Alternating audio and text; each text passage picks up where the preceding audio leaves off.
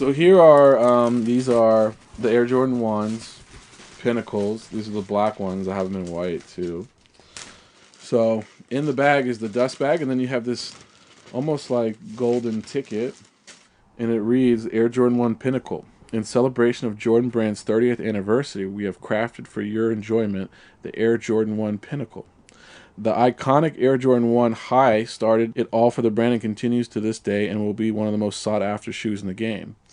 This season, the Air Jordan 1 Pinnacle has been designed with the most premium materials, including 24-karat gold-plated tongue logo, lace, wings logo, heel tab, eyelets, and aglets. So on the shoe, there's these 24-karat gold-plated, this hardware. And on the tongue of the shoe, it has this Nike Air tab that's this like high gloss 24-karat gold-plated. And then around the shoelaces, you have this like almost leather wax denim shoelace with these eyelets that are also this gold 24-karat gold-plated hardware.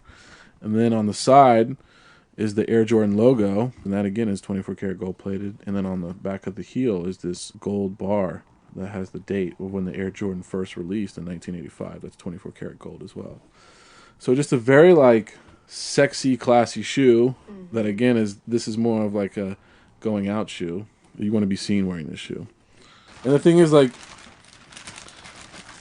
you have to kind of keep track of the shoes and when you wear them and who you wear them around. You always want to make sure that you're not like always wearing the same shoe around the same people. That's another thing. It's kind of like girls will wear a dress, but after they've only like worn it like maybe once or twice around certain people, they can't really wear it anymore. So the same thing applies. Like if I'm around certain people, I know kind of like what shoes I've worn around them, and I'll break out something that they really haven't seen. Mm-hmm. I'm wondering if there's anything that you wanted to touch upon that I'm not really asking you because I just don't know to ask you. Oh.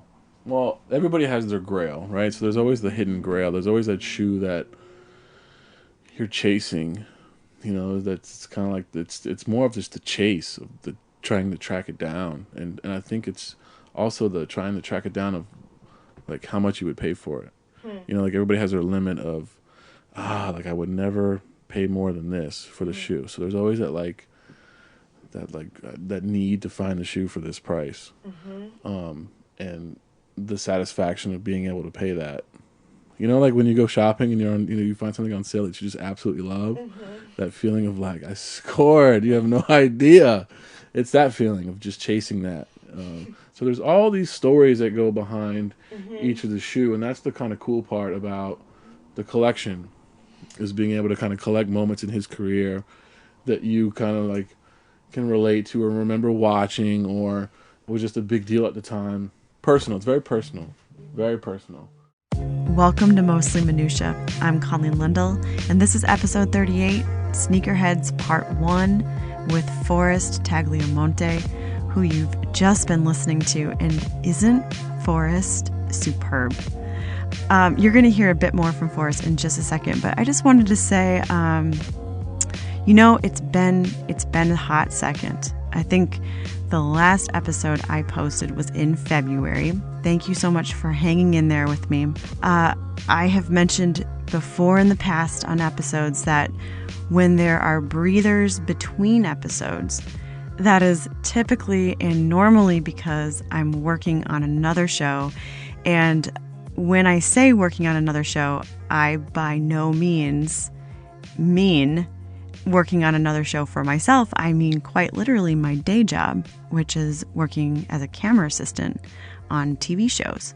And so, interestingly enough, the TV show I'm currently working on happens to be MasterChef, which is where I've met originally Forrest, who this episode is on, and then the next episode is Sneakerheads Part 2. There's going to be 3 episodes showcasing Sneakerheads. So we got Sneakerheads Part 1 with Forrest, Sneakerheads Part 2 with Ben Cronick, and Forrest and Ben both work in the culinary department on MasterChef, which is a huge department, at least a few dozen people, if not more, in that department. And then our third episode will be with Mario Pendia, and Mario works in the camera department with me. So when I first met these guys, it was January of 2016, and I did not know what a sneakerhead was. I think that I just had noticed that Forrest was wearing really cool neon colored shoes, and I wondered what that was all about. Because I think that I had mentioned to Forrest, like, I like your shoes, and then somebody had mentioned, oh, Forrest is a sneakerhead, and then somebody else had mentioned, oh, you know who you should also talk to is Ben. Ben's a sneakerhead too. So it kind of culminated into this thing where I found out these three guys are all sneakerheads, although secretly between myself and you guys, Mario is a closeted sneakerhead. But we'll find out more about that in the third episode. So it just kind of culminated into this opportunity to interview these three guys about sneakers.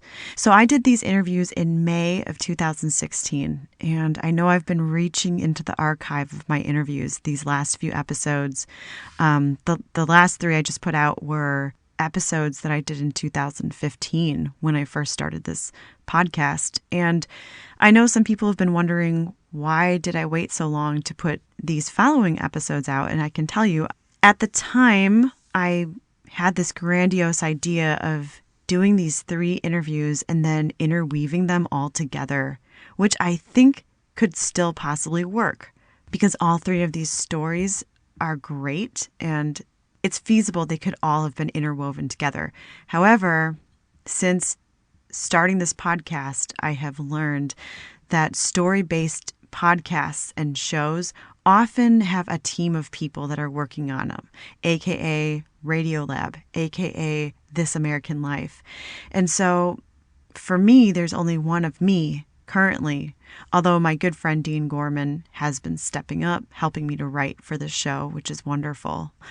But in the end, I just decided posting these as their own stories, long form interviews, that was just going to have to be how it's done. And also each of these stories, they all stand well on their own 2 feet. So I just wanted to read to you guys really quick the definition of what a sneakerhead is. And this is taken from Forbes.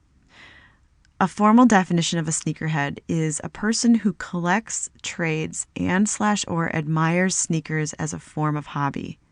Sneakerheads, like most collectors, are passionate and dedicated to their subject. Many are very knowledgeable about the origins and history of sneakers, and many spend a great deal of time and money studying the category and its past while building their collections. And with that, we will jump into Forrest's interview. A few things to keep in mind. We do refer to Ben at some point in this interview. It is referring to Ben Cronick, who the second episode will be on. We also make reference to Forrest's finale shoes. When we say finale, we're just talking about the last episode of MasterChef, which we call, of course, season finale. And lastly, I'll just send you into this story with one more piece of information. Forrest owns upwards of about 200 pairs of Nikes, and that could be Air Jordans or Air Max, as well as high-end sneakers and dress shoes. Here is Forrest. In your words, what is your definition of a sneakerhead? Wow. A sneakerhead it's a way of life. It's a culture. It's an expression. It's someone who is into art. It means a lot of things. And for everybody it's different. For everybody it's different. Do you consider yourself a sneakerhead? Absolutely. For me, it started, my grandfather owned a shoe store. So my mother was always a big shoe person, always a big heel person. So yeah, it started there. It started me, I think, just being around shoes, just being in the shoe store. And then obviously get involved and just, I needed track shoes. I needed, certain shoes for different sports. That's where the addiction started. I can get shoes for this. I got soccer shoes. I got basketball shoes. I got running, track and field shoes. I love that you're like, oh, you mean I get different shoes for track and field? Yeah, I think that's really, as a kid, you always want shoes. I don't know. I just always wanted shoes because it went with different outfits. My mom always used to dress me up in these color-coded outfits, so I always wanted different shoes to match my, and my brother he was wearing glasses at the time. He always had glasses that matched his outfit. So my mom always made sure that we were, coordinated. So, when I found out that I could have shoes for this sport, I was like, oh my God, I can match all my clothes and just have multiple shoes. And I could just say I need it for track and field. Because you play all kinds of things when you're a kid. Yeah. I feel like you're saying there was a time where you weren't, like, Nike wasn't in your life yet. Right. Like, you were just noticing shoes. Yeah. Describe to me, like, how did Nike enter your life? When did you start wearing Nike? Yeah, like, when did you even start noticing it? I think I would have to say around the time when skateboarding became this thing. I think that's when it started, because I started chasing skaters, and like these dudes are jumping off of staircases and wearing, Nikes, or wearing Asics, or wearing, at the time I think it was people wearing Airwalk and Vans.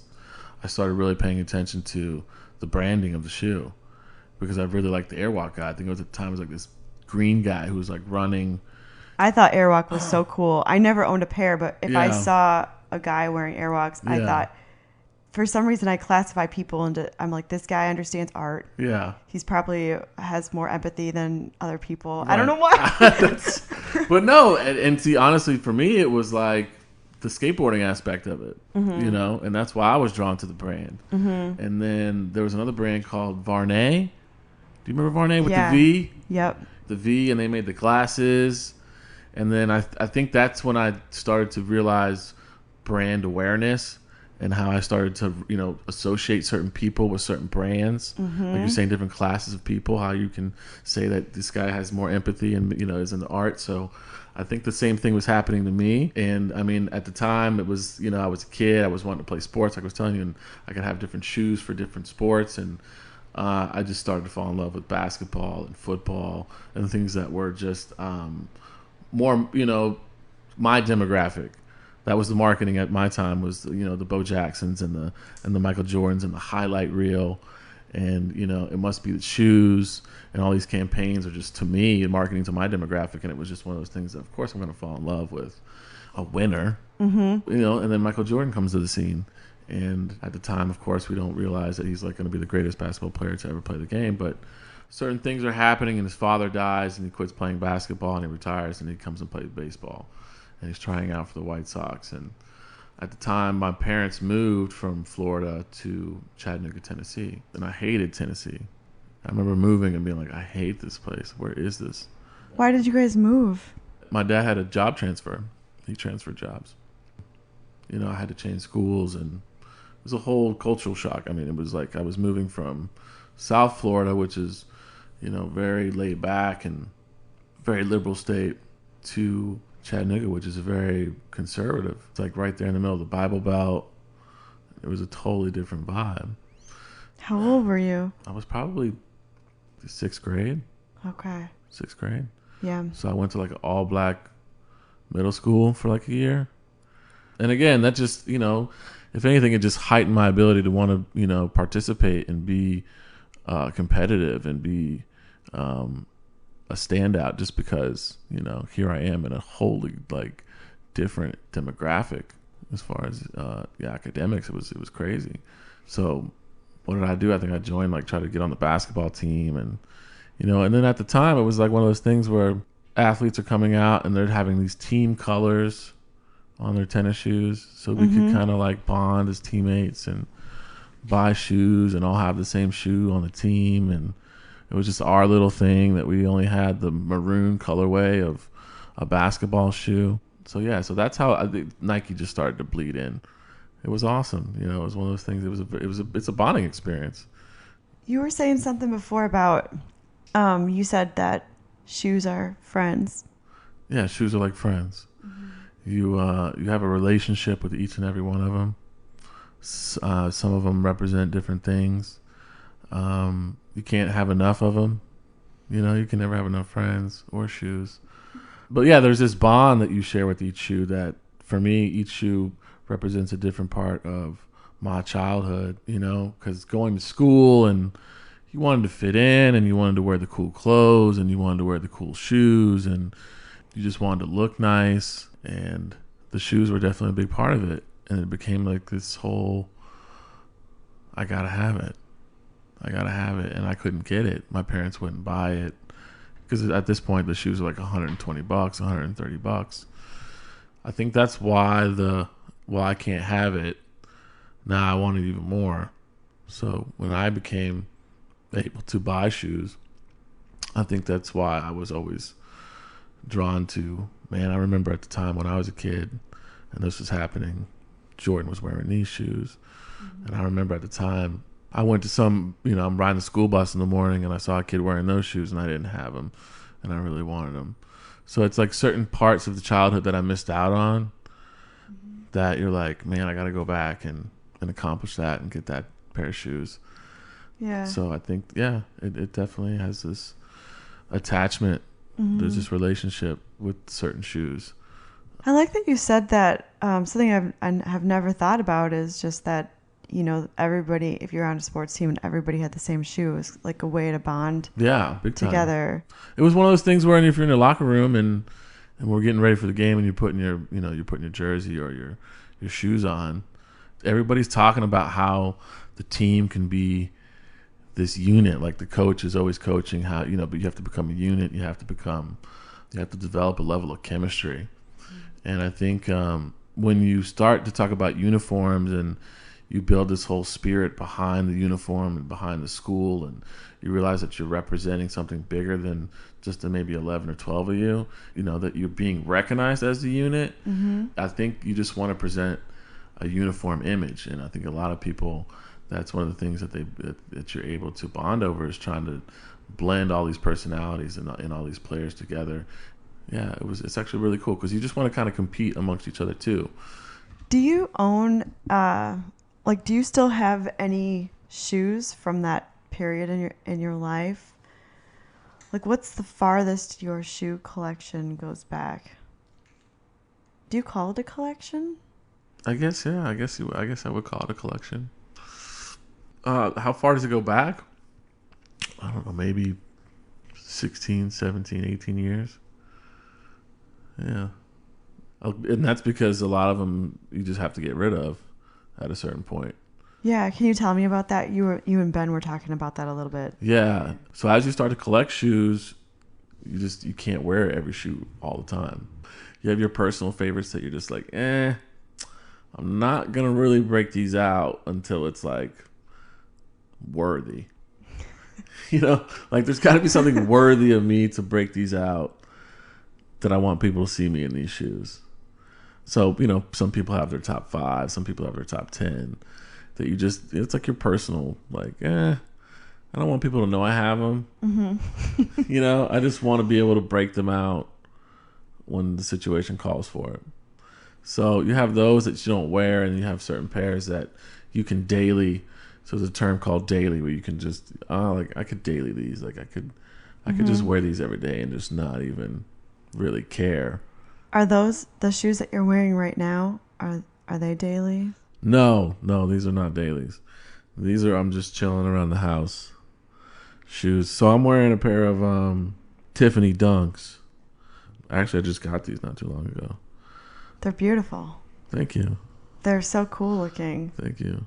It's my favorite color is this Tiffany blue. That color makes me instantly relax. This one? Yeah. Tiffany blue. Mm-hmm. Yeah. So this is like, for instance, this shoe I missed out on.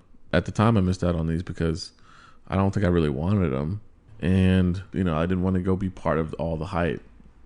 So I passed on them. Mm-hmm. And then later on, I think it's been like maybe 3 years since the release. I just was randomly like, you know what? There's no hype on the shoe. Nobody's even probably looking for the shoes anymore. It's probably not even something that people are buying anymore. Mm-hmm. Let me just go back and see how much they are and see how much I could get them for. So I tend, like I said, it just goes back to, being able to go back. I don't know. It's just something about breaking out something that everybody forgot about. It's about always going back and and kind of retroing it. So we talk about the word retro, right? So it's something that's just old that is like, yes, I remember where I was, or I remember like that was the shoe to have, or I remember like the song I was listening to, or, I just, so it's always about that retro feeling, that, that throwback, taking it back to 92 or taking it back to 98. Because I'm an 80s baby. I was born in 83. So, I don't know. It's just, being able to retro and, bring out something old school to modern day. It's just, it stands out that much more. To me, it's dope. It's just really dope to do. I feel also like, the 90s didn't actually have really a lot of great style. Okay. You can tell me if I'm wrong about that, but I feel like maybe in shoes they did. They did. Yeah, as far as sneakers, yeah. Yeah. Yeah, they did. You're right. I mean, the 90s weren't really the greatest times, especially coming out of the 80s. 90s fashion and shoes, yeah, it was definitely there. It was actually, I think a lot of things were kind of groundbreaking. I don't know when the air bubble was made. Like that at the time, the air pocket, I mean, in the sole of the shoe was a big deal. It was like, it just added this whole new element of like, I'm walking on air. Holy shit, that's amazing. Because there's actually air. There's like, Air's I mean, it's like into this it. little pad that they put air in, and yes, it has air in it. Like I've had enough shoes fall apart on me to know that yes, there's this little pad of air that they stick inside the shoe, and now they have the whole bottom of the sole is air. The 180, the 360 air pockets, whatever they call them. But yeah, and then, I mean, that just changed the game. It was a whole other reason to try it. It was a whole other reason to try to get the shoe to see if I could run faster, jump higher. And Air Max. I mean, Yeah. that was a big thing. Air Max, see, like originally Jordan was the iconic, I want to be like Mike. And then the whole Air Max thing started for me. It wasn't just, it was more because I think everybody just wanted to be a runner. It was part of the whole running phase. But yeah, it just became one of those all-purpose like trainer shoes. And then I can't remember if it was Bo. I think it was Bo Jackson before Jordan. So there was the whole Bo, like I want to be Bo. Bo don't know, the whole like that whole thing. Out of that, I mean, came the Nike trainer. It was like the Nike cross trainer. It was the multi-purpose shoe. You can go from running football plays to playing baseball in the clay. And I was like, what? So now I'm getting two. So then we could talk about I wanted a shoe for every sport. Now they have one that could do both. So it just started to grow. And then like I think as you grow older, you try to hold on to those moments. And that's what becomes more special is the, like you said, the memory. So how many pairs of shoes do you own? Well, how many I own in this house is probably like roughly maybe like 110, 112 pairs. Okay. Here. And then at my mom's house I probably have like another 40 or 50 pairs. Wow. Yeah. So I mean it's close to 200, I'm up there. I've had to get rid of a bunch just because, like I said, the ones that you hold on to that you don't necessarily wear, they tend to fall apart. So now I'm starting to wear them. And just for no reasons, just because I'm like, wow, I got to wear these because they're going to fall apart. So what happens is, like, after you have so many pairs and you're trying to store all these shoes, they start to slowly disintegrate. And the rubber and the glue start to kind of just fall apart, and it's not adhesive anymore. Literally, the sole will just fall right off, and the rubber will just crumble, Wow. because it hasn't been flexed, it's just solid, Yeah. Now when you step on, it's just like foam. It's gonna just fall apart. So it's like they are made to be worn. Worn, totally. Yeah. So you have to wear them. So, and that's the other thing is people hold on to the shoes in this whole resale market where people resell the shoes for quadruple the amount or double the amount of money. So yeah, some shoes are going to be valuable, but you should totally wear your shoes, rock your shoes. Rock them, don't stock them, Do you have your top 5 here? Do you have a top 5? Yeah, I have a couple pairs here in my top 5. I mean, I have a pair of Red Octobers, which are a pair of Yeezys. I have a pair of Yeezy Red Octobers, which are nice, and those cost me a couple grand. Wow. Yeah. I have a pair of Versace shoes. They're like sneaker shoes. I have my OVOs. I have a white pair of OVOs that I really like, which is like the Drake Jordan. And then I have a pair of champagne Jordans. They're like green and gold, like a champagne bottle. That's cool. Yeah. So, yeah, I have a couple pairs here that I would put in my top 5. Because when you have your top 5s, do you try to rotate through them and wear them once in a while? Or do you just like take them out and look at them and just know there's an expiration date on these, and so eventually I'll have to start wearing them? I think it's a little bit of both, I think it's a little bit of both. Like those shoes right now I haven't worn. But, yeah, I think sometimes I want to wear them. Yeah. Like you contemplate it? Yeah. I think I am. I think it just has to be the right situation. Like, does a wedding warrant... Do you only wear sneakers? Like, do you wear any... Dress shoes? Yeah, I love all shoes. Yeah, I would say... I wear those a lot, actually. I wear dress shoes a lot, actually. And I have favorite pairs of dress shoes. Like I'm a Gucci guy. I like the Gucci dress shoes, but there's only certain shoes that men can wear that I think are super dope, dress shoes wise. Like Ferragamo makes a nice dress shoe. I think Gucci makes a nice dress shoe. Hugo Boss actually makes a nice dress shoe. But there's certain styles and dress shoes that I can't rock. I think when you start going into other shoes, you have to find something that you can say like, yeah, this is kind of like my style. Because there's these pointy toe ones of the men's, and then they have this square toe, they have the round toe, there's the wing tip, so it's important to kind of find your style in the dress shoe. Some do lacquer, some do gator, there's so many different variations. I like a nice lacquered dress shoe, like a nice formal dress shoe. That's what I wore at my wedding. I didn't wear sneakers on my wedding. A lot of people thought I would, but I didn't want to. I think it kind of is a little tacky to wear sneakers on your. Yeah, some people wear them, but I just thought it was a little tacky, so I wore. I took the high road. When did you discover about yourself that you are interested in style? I think. Ask your question one more time. Well, I was just wondering, when you realized about yourself that you were interested in style, because I feel like you have this natural inclination to kind of you see it, and maybe that's part of being interested in art in general or something, or maybe there was somebody in your life who helped to promote that sense of looking for things that I don't know that look nice, because you even like in us sitting here right now, you've accessorized very nicely. And I'm like, wow, your watch, I'm having problems keeping eye contact. Thank you. Yeah, no, it's a big watch. It's beautiful though. I don't know. I think style is, obviously there's individual style that I think everybody's born with. And I think that's part of how you express yourself, to be like everybody wears. There's only so many brands we can wear, right? But how you accessorize with what you have is the self-style. So then there's that, right? And then there's the style that your parents give you.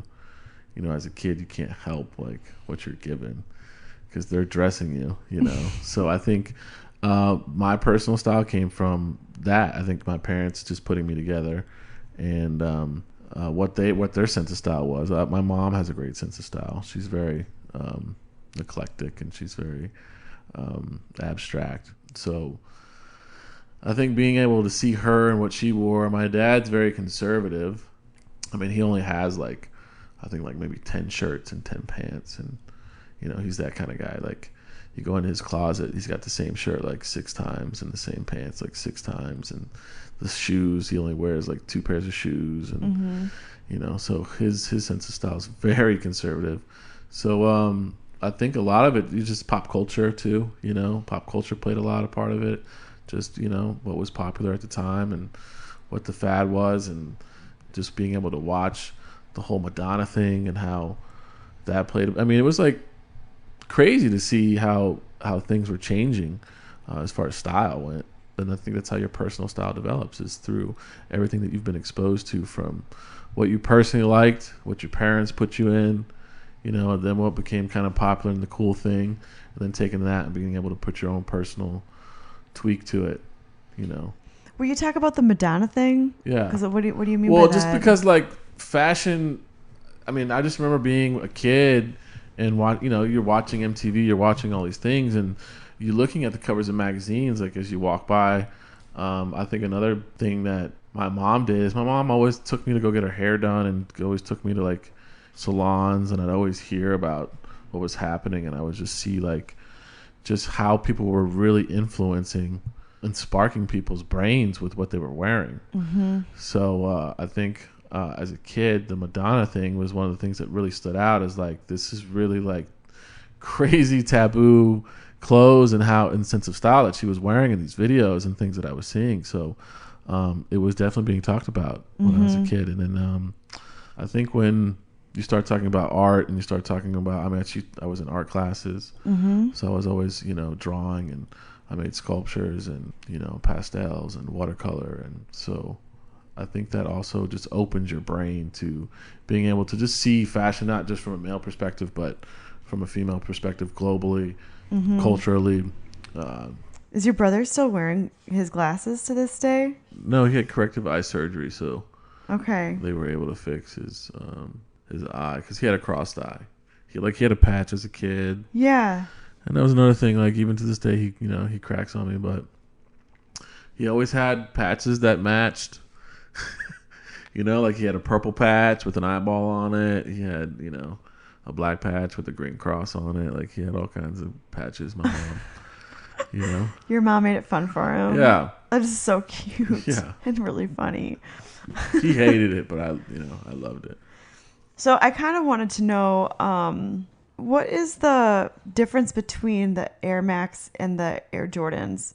They say Nike Air and Air Jordans. Is it the same thing? Oh, okay. So yeah, there's a difference. Yeah.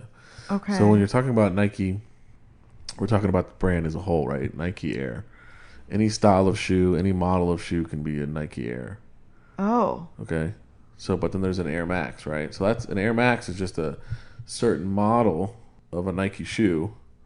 When it comes to Jordan, if there's a Nike Air on a Jordan shoe, it's considered like an OG pair. So if you see Nike Air on a pair of Jordans, it kind of means something a little bit different than just seeing a regular Nike Air on a shoe. Mm-hmm. Nike Air on a Jordan is taking it back to the 92 or whenever the shoes came out. Mm-hmm. And you mean the words Nike Air? Correct. Written on the tongue of the tongue or the back, like, because now he has the Jumpman. His logo is on the tongue or on the back of the shoe or wherever the Jumpman is. But yeah, if you see the Nike Air on a pair of Jordans, it's an original pair. That's cool. I love the Jumpman, though, by the way. It's a great logo. My wife hates it, but... Why does she hate it? No, she just because of this whole obsession that I have, and I don't know, she just feels like the shirts, she's like, it's just all the same. She's just like, I don't get it. She's like, it's just the same guy on every shirt, like, she's like, it's so stupid. But what you told me is that she has organized... Yes. She organized your shoes for you. Yes. Tell me about your old system versus your new system. Okay, so before I was married, the organization of the shoe boxes, I had them organized 1 through let's say 13. So all the Jordan 1s would be together, all the Jordan 2s, all the Jordan 3s. So I knew just by, from left to right, if I wanted, which shoe I wanted to wear. And then in that column, there's different colors of each shoe. So I would just read the box and just, okay, this is the black one with the gray. Okay, this is the one I want. So there was that. So now that I'm married, it's just she organizes it, and I just have to go in and but she's very OCD. So she'll put like all of, let's say, these size boxes that, because like she is looking at things from like a, what's what I'm looking for, like a balanced. Everything has to have balance. Mm-hmm. So she's putting the boxes in, and she's organizing them by size. Mm-hmm. So all the big boxes will be together, and anything that's this size goes here. And so now I have to kind of go through and just read. So now what I've done is I've just taken certain shoes that I know that I want to wear. I've kind of taken those and put those somewhere where I can access them. And then If it's just a Friday and we're going to the movies, then I can kind of pick through what she's organized, and I can find kind of what I want to wear. But the rotation of wearing your kicks, it's like, for instance, like I work Monday through Friday or Monday through Saturday. So I'm not really breaking out anything during the work week. So the only time I really have time to break shoes out is on the weekend. Mm-hmm. So a lot of people are this way too. Like I kind of pick the shoes first, and then that's how I pick the outfit, right? So that's also part of the reason why some of the shoes I haven't worn is because I don't have an outfit yet. And again, some of those shoes, like I pull to the front, like, hey, I'm going to wear that this year. I'm going to start looking for outfits for the shoes so I can eventually wear the shoe. And then when I fly back home and go see my parents, I'll go and I'll grab some more shoes at my mom's house and bring 5 or 6 pairs. But the thing, how do you do that? You have to bring them in the boxes and everything? Yeah, so I'll fly with like a suitcase of just shoes. Wow. And I have like a suitcase just for that. Yeah. That I could just kind of put like shoe boxes on the bottom and then shoe box. But I can only bring like 6 or 7. Uh-huh. And then at that point, sometimes I have to get rid of shoes too because they're starting to fall apart, and they've been sitting around for so long that I have to get rid of them. So I'll do some cleaning, and then I'm also constantly buying new shoes too. Mm-hmm. I think like I forget what it was, but it was like a joke when we were working on set, and they were saying that like in the last month I had bought like 13 pairs of shoes or something like that, and I had spent like, I don't know, like maybe $3,000 or $4,000 just on like just shoes in the last month. I was gonna ask you, how much is too much to spend on a pair of shoes? Well, it depends. Like if I'm buying a designer shoe, which I'm really starting to get into and starting to get out of Jordans and things like that. I'm starting to get into like more high end shoes, but like that shoe I'm only buying maybe once a year. Like I'm not gonna, these shoes go for like $1,500-$1,700. So I'm only gonna buy like maybe one of those. Is that what's an example of a high end shoe? Well, just a high end designer brand, like a Gucci shoe or a Versace shoe or a Louis Vuitton shoe, or they have Balenciagas, Margielas. It goes. Sometimes these shoes are $2,000. You just want to make sure you have really great quality, especially when it comes to the leather and things like that. So I won't just drop $1,000 on something that it's cheaply made, but I feel like the leather quality isn't really worth there to spend $1,000. So I've heard on set some of the guys talk about like these apps that they have that let them know the next release. Yeah, it's crazy because since everything's through social media and how things have just evolved, and the following that now sneakers has, they have these apps now where you can subscribe to certain blogs, and it's all there. It's like a one-stop shop app where you can now see what shoes are coming out on what dates, how much they'll cost. You can find out when little pop-up events are happening. It's one of those things that nobody knows unless you're in the know. They have all those things, and then now they have these sneaker con events where people get together and there's thousands of people, and people buy, sell, and trade shoes. And then there's the customizing side of it too, where people go to these events and there's people that customize shoes and they take classes, and you can now buy your own shoes and then sit at home and customize them if you want. Like there's people that just do high-end customs who will take a regular Nike all white, just plain canvas, and will take fabric from maybe a high-end designer and cut it out and make patterns and put that on the shoe. And now you have like a customized version of your Nike shoe that nobody else has. So it gets deep. So do you follow the app? Do you have that app on your phone? I do. I have the app. Yeah, I have. I think the app I have is called Unlaced. The app is what I have. There's also the sneakers app from Nike. There's other ones called Sneaker Crush. There's Soul Collector. There's Kicks on Fire. There's hundreds of these places. And out of the sneaker culture, what has blown up recently is the socks. So now people get matching socks with the shoes, or they just it's just become like another thing, and it just features the shoe more. Yeah. I like the no-show as well. Yeah. And then we were talking about joggers too, and another reason why I love joggers. Yeah, the jogger thing became about is because it has the elastic band on the bottom of the hem. So now you, like, for instance, I'm wearing jeans, and there's only really 2 ways I could do this. I could either have my jeans lay over the shoe, which kind of hides some of the shoe, or I could tuck my jeans into my shoe and look like an idiot. So the joggers have kind of made this thing where it's still a pant, but it's kind of so now you can see the shoe. I also feel like the shoes have a hip hop vibe to them. Big time. And I love hip hop. Me too. Big time. I love old school hip hop. Mm-hmm. I love the gangster rap. I love everything, and it's all represented in shoes. Mm-hmm. Yeah. So each genre, I guess, of the hip hop has a distinct attachment to certain shoes. The Run DMC is obviously the shell toe and the Adidas, and that was a big thing. But just having like the jumpsuit and the chain and the shell toes, that was the look. Mm-hmm. And then when you start talking about the shoes and a complete look, there's a really cool documentary called Fresh that talks about the certain looks of the early hip hop days. If somebody was from Harlem, they looked this way, and there were certain shoes that were attached to that look, and there were some things that if you were from Brooklyn, you had a certain look, and that might have been like the b-boy look. And then if you were from Queens, you had the glasses with the hat and the Adidas shell toes, so there's these different looks that are kind of associated with the shoes. And then you come to the West Coast, and the West Side had the Cortez. That was like the low top with the kind of, I think Forrest Gump wore them in the Forrest Gump movie, but there was this Cortez look. So genres definitely have an attachment to, certain different shoes. And then there was always the Reebok Classic, which was just like the original Reebok Classic shoe that came in many different colors. Black, it came in satin, it came in leather, it came in. And that's the cool thing is like when we were talking about going back and, sneakers having memories, it's those memories, that you can kind of connect with. And I think that's another cool thing that as a sneakerhead, you can kind of share amongst each other when you meet another sneakerhead and you start sharing the stories and the memories and what, back at that time when that was happening. That's the bond. Your Finale shoes, those look very comfortable. They are, yeah. It's a Nike Airmax. I think it's a 2014 or 2015 360 with the Volt yellow. So it's like this highlighter shoe. And look, I got those shoes in Vegas. We went to Vegas on MasterChef, I think maybe 3 years ago. And I'm not a big gambler, so I wanted to buy something. So I was like, I'll buy a pair of shoes.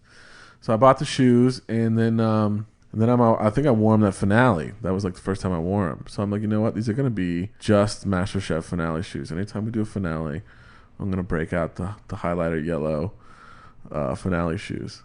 Those shoes are still out right now? Yeah, because I just wore them, yeah. So it's like, out.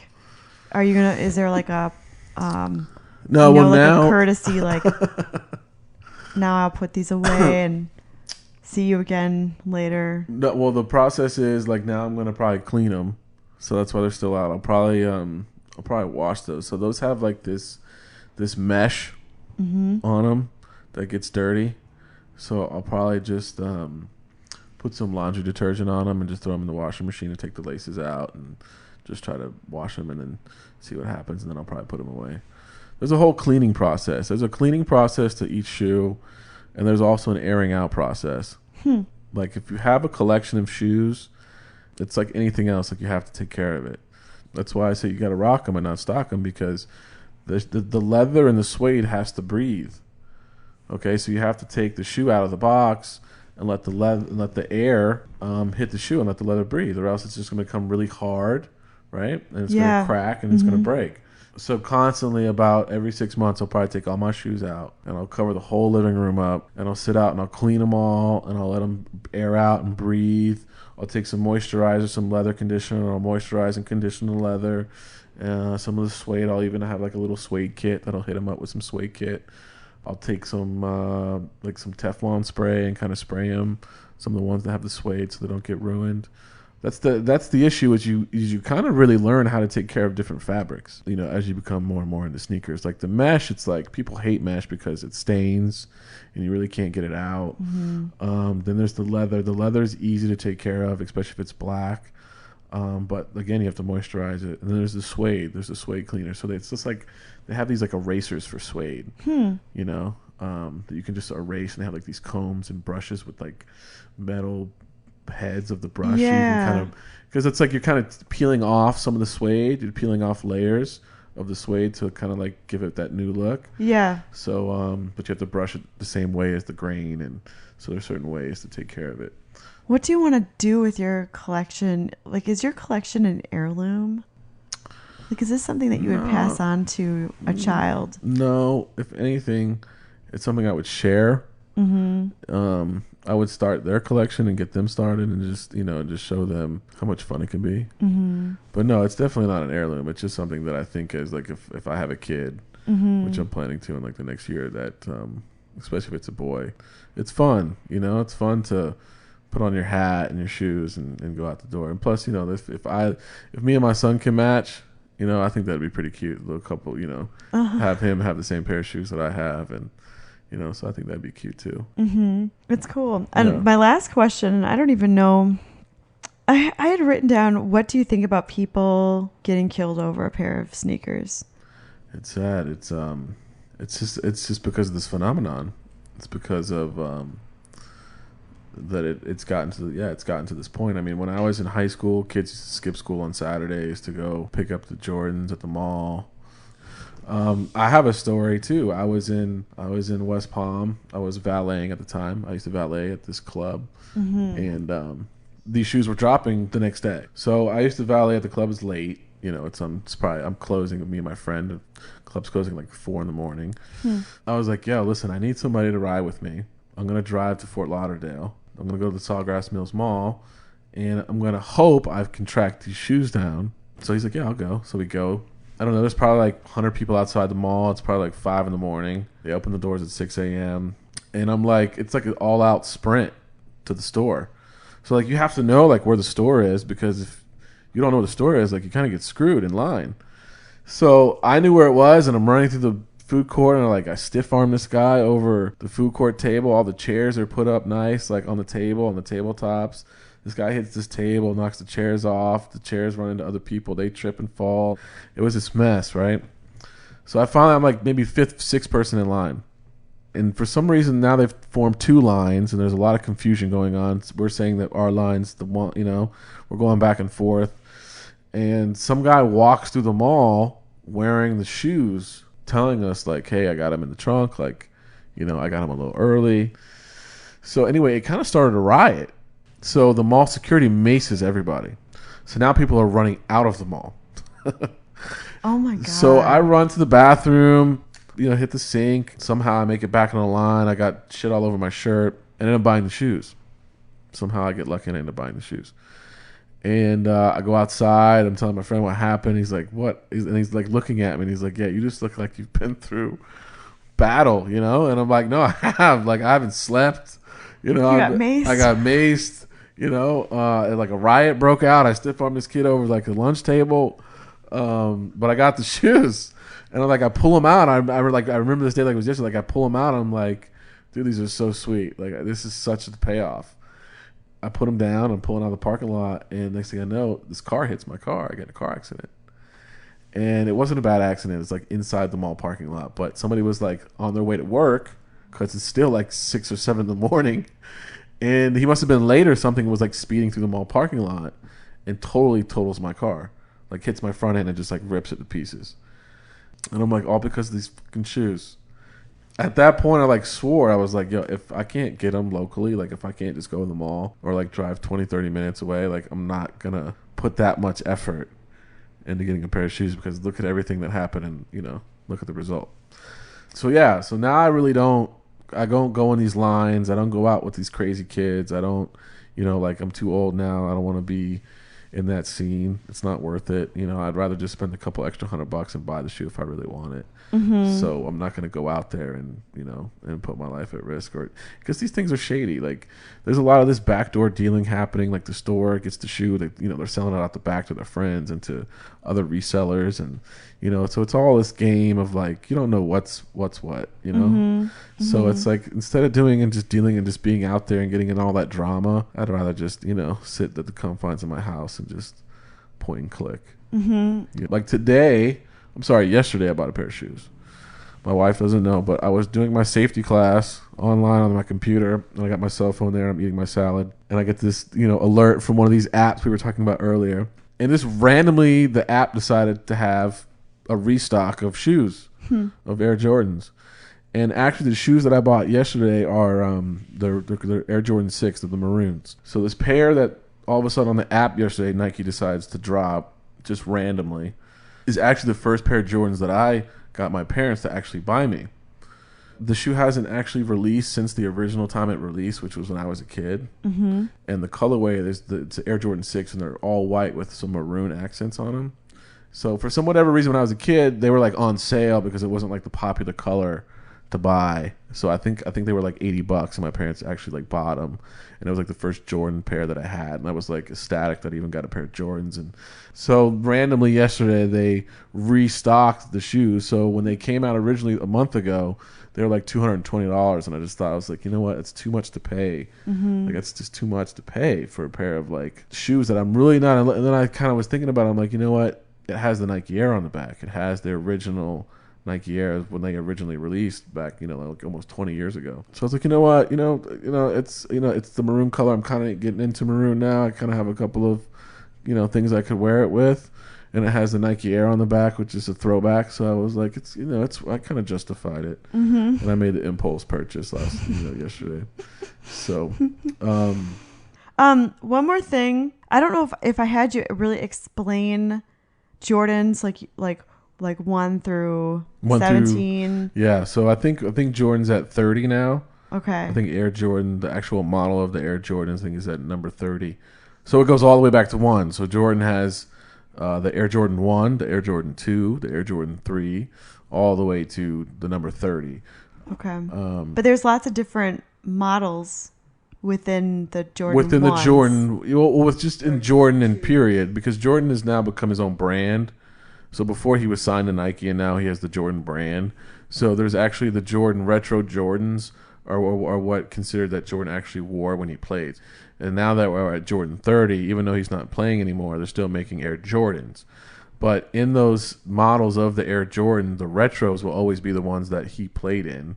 Mm-hmm. But they've just decided to sign other athletes. So since he's his own brand, he can go and reach out to, let's say, if I'm playing basketball for the Miami Heat, I can now be part of the Jordan brand. And he'll come out with a signature Jordan brand shoe under my name. Mm-hmm. So it's a Jordan, but it's just not an actual Jordan that actually Michael Jordan wore when he played. So there's like there's like little Jordan sub I guess shoes. Mm-hmm. There's the CP3, and Chris Paul has his own Jordan, Blake Griffin has his own Jordan, Russell Westbrook has his own Jordan, and they're Jordan brand. But the actual Air Jordans are the ones that 1 through 30. Even though he's not, like I said, he's not playing after 13. There's still the Air Jordan. Mm-hmm. So yeah, there's that, and then there's the colorways. Everybody's a big fan of the original Chicago Bull colorway. So the red, white, and the black they've dubbed certain shoes called breads, which is the bread is to represent the black and the red and the shoe. So certain shoes are called breads. And there's the iconic thing about shoes too is when players or people are playing in certain shoes, there's always that iconic image of, like, let's say the Olympics, of Michael Johnson wearing the gold Nike cleats to run his race in. And there's always those moments that you never kind of forget. And the same goes for Jordan in his basketball career. There's always these shoes. There's always that like image of him in the dunk contest and the shoes that he was wearing, or the Jordan 3s. So people have different, certain shoes are their favorites because of different reasons. That's how the colorways kind of came into be, is because people always wanted to wear what Michael would do, to be like Mike and wear what Mike wore. But now I don't really, I just like them because I like different colors and I like to match different things. And, so you want to take a look at some shoes? Yeah. Yeah? I do, yeah. So here we are in the room just looking at the shoes. And if you just look at the wall, you see a bunch of 13s and you see some 12s. And then how it's kind of arranged is from left to right. I have the more expensive shoes on the left. In the middle are the more just common shoes that aren't really that difficult to get, aren't as rare. And then on the right, I guess these are more of my favorite shoes that I'm just waiting to kind of pull out. I've already worn them, so I'm just waiting to kind of just, recycle them and wear them again. So here I have a pair of Nike Air Max. I think these are FBs. These are more of a premium Air Max, and this is the Yeezy colorway that they did when Kanye West was at Nike and he was making the Nike Air Yeezys. So they kind of just took this color scheme and they just kind of put on an Air Max. It's just got this hot pink bottom with like this teal green and this black mesh and a little reflective Nike check. It kind of makes a statement. It kind of pops, If you're wearing these, like the shoes are definitely the star. Is that a summer shoe? Would you consider that one? Consider a summer shoe, yes. just because of the color, like the cucumber, you know, it's very refreshing. And the hot lava, this infrared kind of look would definitely be a summer shoe. As well as these OVOs, these white, the Jordan 10. So Drake is part of the Jordan brand, and he's coming out with his line of Jordans, and this is one of them. And this is called the OVO 10, and it's just all white with a nice stingray finish on the sides of the leather, and it has a OVO on the sole. And if you kind of look, there's this writing on the bottom of the sole. What this does is this kind of commemorates all of Jordan's accomplishments up to this point when he was in the NBA. You know, it has like 93 MVP champion. It has his records. It has his, you know, slam dunk champion in 1988. So yeah, it's just a hot shoe. When you put on a shoe like this, it has to put like a little Confidence? Yeah. Yeah, no, it definitely adds to the confidence level. And it definitely adds to, I mean, these are exclusive. These are, you know, I mean, these are like $500 tennis shoes. It's just dope. And you said you have people come up to you, like other guys come up to you. Yeah, it's just, they're just showing love. It's just people show love to anybody. I mean, when you have a nice car, you know, same thing. Mm-hmm. So, yeah, people come up and just show you love, especially when you walk into like a Foot Locker, Finish Line, Foot Action, you know, guys always give you a shout out. Nice kicks, dude. And it's like, yeah, I'm looking for a size 13 in this. So, and then that kind of, you know, and that's kind of how you develop your plug is, you know, you kind of share the same passion, and then every time you go back to that store, they kind of remember you, and then the relationship starts, and then you kind of, you know, you're always there just trying to make sure that, don't forget about me, dude. You know? Mm-hmm. So, and then these here are the Jordan 11 breads. And I was telling you about the bread, the colorway, the black and the red. Mm-hmm. So this is a Jordan 11 that has the black patent leather on it with the red bottom. So this is a big one. This is like, you know, this is really sought after. A lot of people like these. This is kind of like the guy version of the Louboutin. And Jordan played in these. I think he played in these in the playoffs. So it just has this like really day to night feel where you can really wear these during the day, and then because of the patent leather, you can kind of go out and wear like a nice pair of jeans, and it can kind of turn into a night shoe. So this is like a kind of going out shoe. You know, it's like a classier version of a sneaker. Mm-hmm. And just the leather quality on these, it's just premium leather. Like when you touch the leather compared to other releases of Jordans, just the leather on these is just really nice, and you can tell it's just a better quality. And the stitching is a better quality. And that's another thing that we pay attention to is you just want to, if you're going to spend money on shoes, just make sure that they're good quality shoes that are going to last a while. Remember I was telling you that I wanted to buy some high tops, and then I didn't because they were $27. Yeah. Which just makes me laugh right now because you're like, yeah. Hundreds of dollars. Right. The shoe that I was going to get, they were Nikes. They were high tops. I don't really know, you know, I didn't know to look for anything else then. Yeah. But the sole was white. Do you think that looks cool? It was just like a white sole. Yeah. Just plain. See, the thing is, like, you can't go wrong with a Nike. Mm-hmm. You know, you can still fit in and wear a Nike. The cool thing is, like, what started happening was Nike made the Air Force Ones, which became kind of like the staple. It was like the go-to shoe. You could get an all-white Air Force One. And we used to say crispy, like you just wanted to look crispy. You just wanted to look clean and crisp. So that's where we got the crispy term. And then you could just, you know, we'd call them icy whites. You get a pair of icy white Air Force Ones, which is all white with the white sole and the white bottom, very basic. Mm-hmm. And you were fresh. Nobody could tell you nothing because you had all white, you know, icy whites on. I feel like you just solved something for me. I've always wondered what the deal was when people would wear the all white tennis shoe. Mm-hmm. Like, I never got it. Well, I was like, what is the deal? Why put some color in that? Right. Like, why are you doing this to me? It's just a clean canvas, and it's clean, and it just, you look clean. You look put together. You look crisp. And I mean, white goes with anything. And you can wear blue jeans with it. Well, and black also. That was the other thing I was confused about. I was like, what is the deal? Yeah. Yeah. Well, my thing right now is I'm on white and gold, black and gold. Mm-hmm. Like, those are my colors. So I have a lot of shoes with white and gold, a lot of shoes with black and gold. But I have a lot of color. I have a lot of colors. I've made sure that I've covered enough to where I can wear any color and match, you know? So, do you like to celebrate? Like, have you always liked to celebrate? Yeah. Well, I'm big into family, so. But I feel like it's more of like a fashion statement, you know? Mm-hmm. When you kind of get together and celebrate, you're able to kind of make your fashion statement. I mean, I have enough that I could probably wear one pair of shoe a year, or maybe one shoe a day, and not have, you know, not wear the same pair twice. Mm-hmm. And I don't think I'll ever get rid of the shoes. Like, I don't think I'll ever stop collecting shoes. Mm-hmm. So that's it, really. I feel privileged. Thanks. Yeah. If you'd like to see pictures of Forrest shoes, you can find them on my site at colleenlindell.com or click on the link in this episode's description, which you can find wherever you're currently listening to this episode. You can also find a link for a great documentary made by Nike on Sneakerheads called Nike Sneakers Master of Air Volume 1. You can also find that documentary on YouTube if you just type in Masters of Air. At one point, Forrest referred to another documentary highlighting hip-hop and the different looks associated with hip-hop. The documentary is called Fresh Dressed and is available for purchase on the movie site, which is freshdressedmovie.com, or on Vimeo, and both those links are in this episode's description.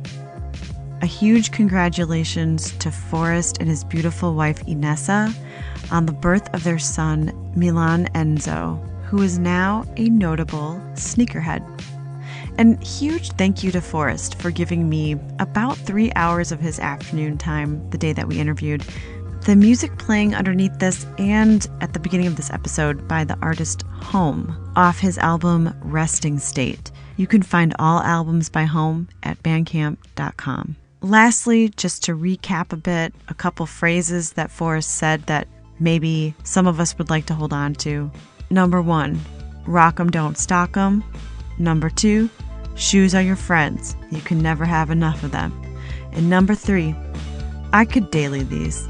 This episode of Mostly Minutia was recorded on location in Glendale, California.